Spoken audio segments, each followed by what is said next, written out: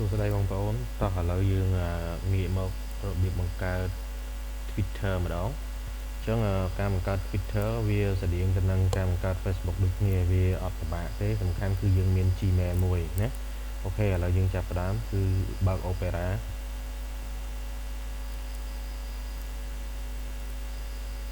បន្ទាប់មកចូល Google អញ្ចឹងយើងសរសេរ Twitter មួយមក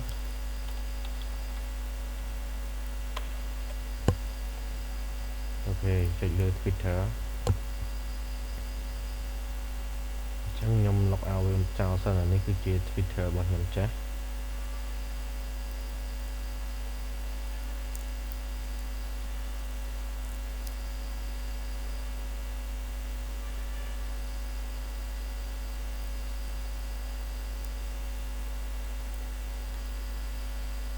វាពាក្យ log out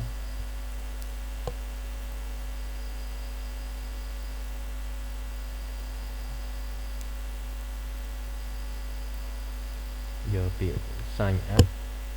អូខេអញ្ចឹងយើងវាយឈ្មោះពេញរបស់យើងឬក៏ឈ្មោះខ្លាញ់ៗក៏បានដែរ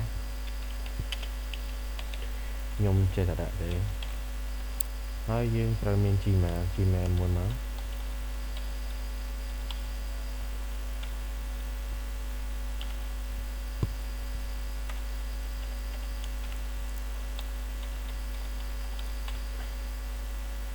ចឹង password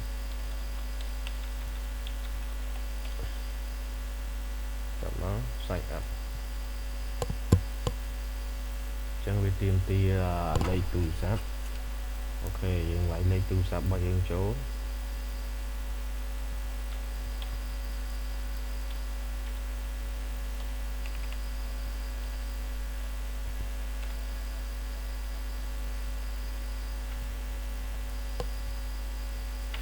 ម្ដងទៀត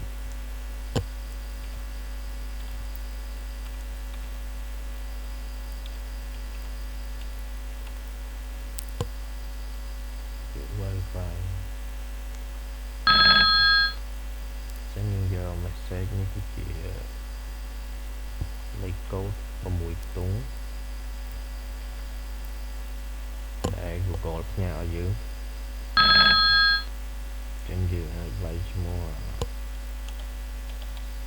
សាឡាមប៉ា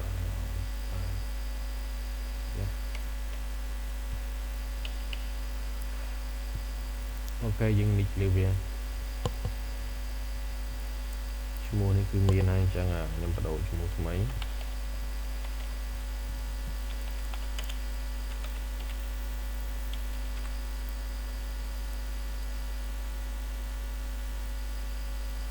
ឈ្មោះនេះក៏មានដែរ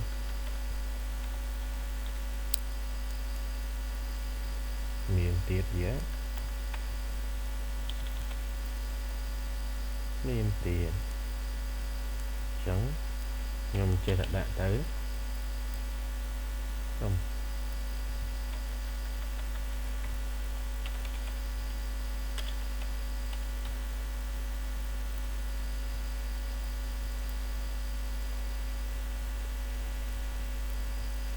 ូខេអញ្ចឹងការបង្កើត Twitter គឺបានរួចរាល់ហើយ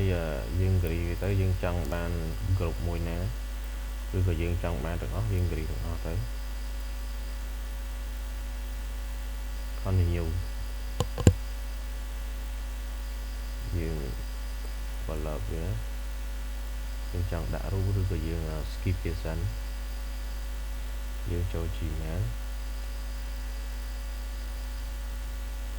អូខេអញ្ចឹងយើងយកពាក្យ upload បានយើង skip វា